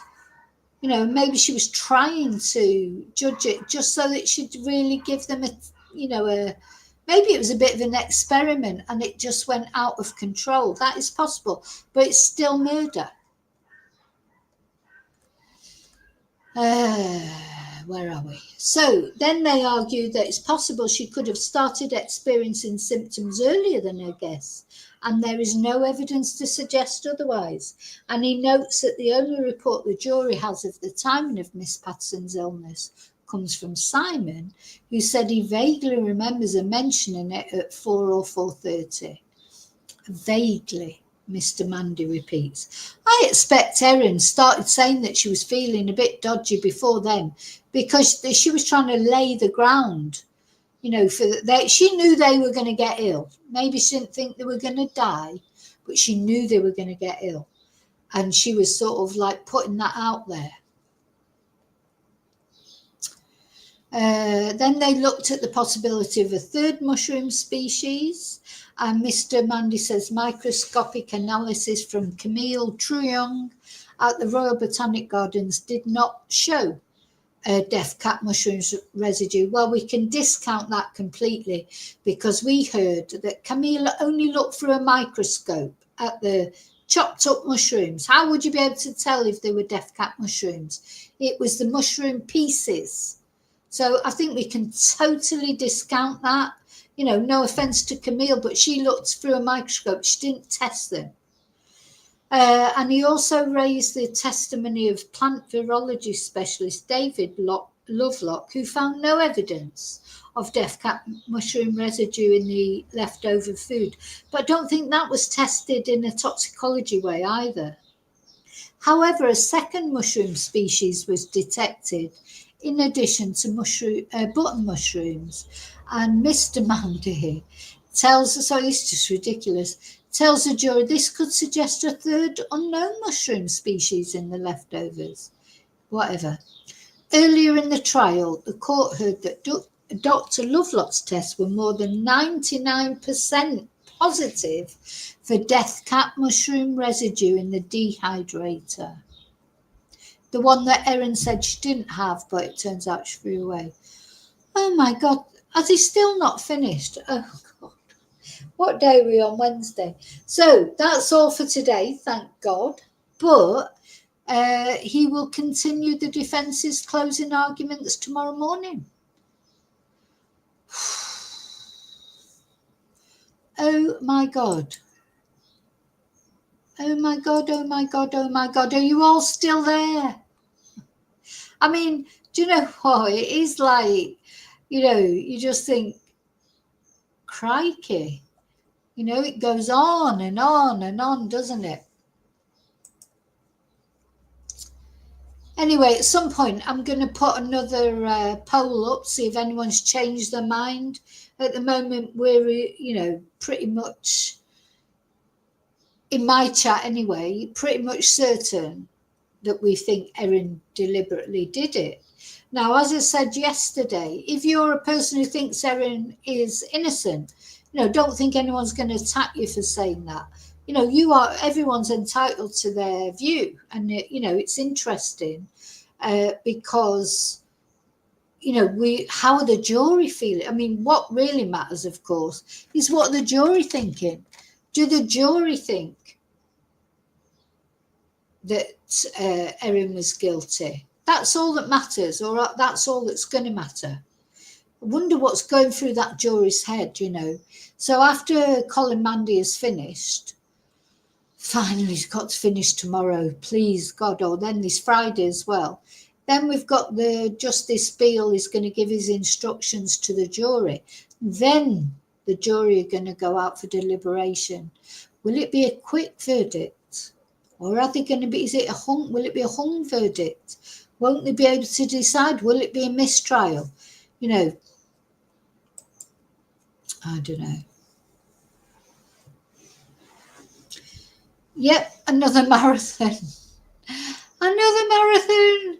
You know, the only, and I mean, I don't mind doing it and it's fine, but the only thing is then I might be, you know, because I like to do a stream in the evening really as well, but these streams are so long. These streams are so long, I don't know if I will be back tonight or not. I might have to have a rest, or I might, what I'll probably do, maybe some videos and put them out, but live streams, you know, they do take it out of you, of course. Just all the talking. Now, as it's coming into the summer, I do have less and less Spanish classes. So, you know, I have got more time to do videos and that. We'll see how it goes. I am. Do you know what I am? I'm going to make some lunch and then I'm going to go for a lie down in a dark room, as they say. But yeah, I still, hopefully, I'll get out on location.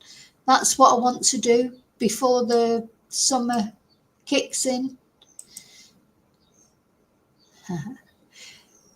Tracy, I tell you what, you should see my fridge now. It's spotless. So the good thing about having no food in whatsoever yesterday is because my fridge was practically empty, I did clean it because I haven't cleaned it for ages. I mean, it wasn't dead dirty. You know, fridges that get like crumbs in the bottom and this, that and the other.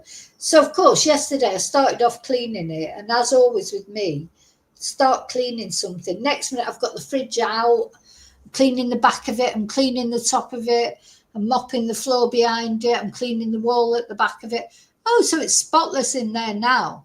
But I did, it's so clean, but there was nothing in it, as you saw. If you saw the photo, let's have a look. If you saw the photo on my community post. Let's have another look. Yeah.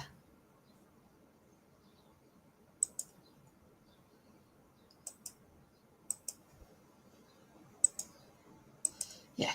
So this was my fridge yesterday. I mean, there's not that much more in it, to be honest. I've been shopping. Yeah, see, it was dirty, like bits of lettuce and stuff.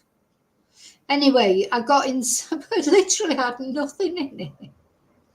No food in it whatsoever. I mean, there was a couple of things that I'd taken out, like, to clean it. There was, like, milk, just, you know, milk. What else was in there? There was literally nothing. So I have been out this morning and done a little bit of, got a few bits in.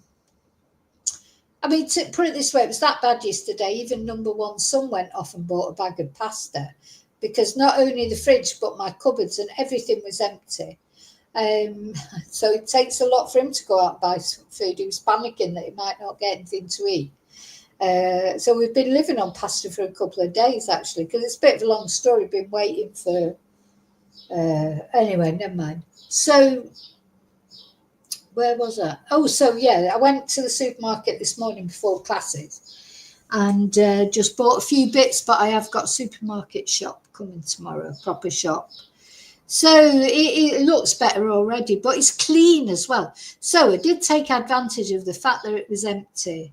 Because it's difficult to clean your fridge sometimes because you've got to get everything out and it's all a big hassle. So when it's already clean, empty, it's easier to clean, and it is gleaming now. I was inspired by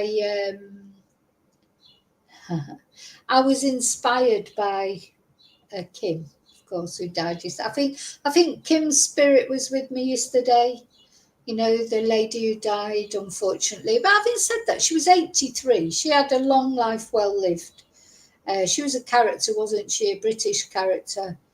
And anyway, rest in peace. But I was definitely inspired with her yesterday, and not only my fridge is clean, but behind it is clean, the walls clean, everything's clean. I've had the whole thing out and cleaned it all. I'm not a lover of cleaning, but once I start, I can't stop. So of course I'm waffling now, aren't I? Let me get the waffle up. Where's the waffle? Giving you a bit of waffle, aren't I?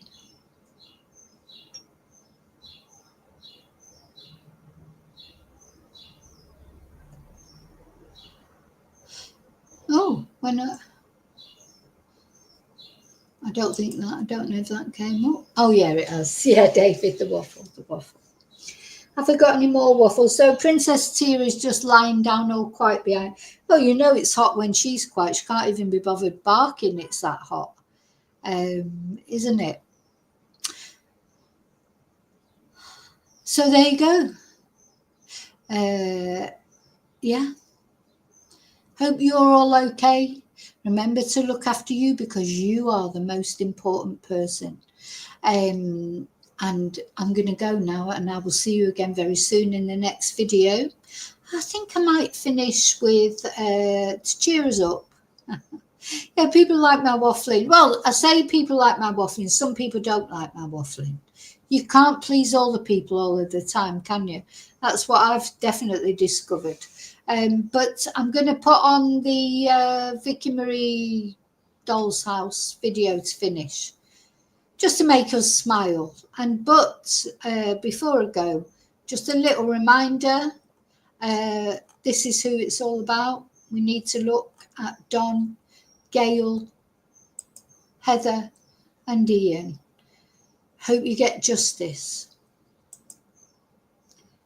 Right, let's put on my the mushroom video, or the Vicky Marie foraging video.